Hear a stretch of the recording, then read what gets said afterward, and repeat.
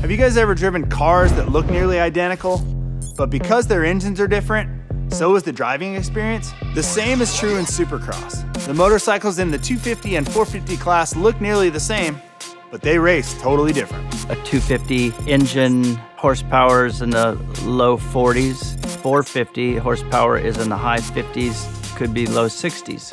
450 has a lot more aggressive acceleration curve, and the crankshaft mass is bigger, more weight up top. The center of gravity is taller, so just turning it into corners and getting it to lay over is probably a little more difficult, and it's more taxing to ride for sure.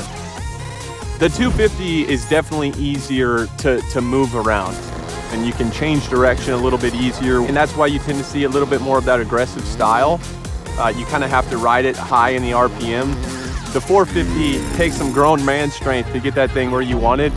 And it's not the amount of pounds that the actual bike weighs, it's more the way the motor works and how much heavier it feels. If you're starting to swap out, you have more weight moving from side to side. So I think that it can really get out of hand way easier.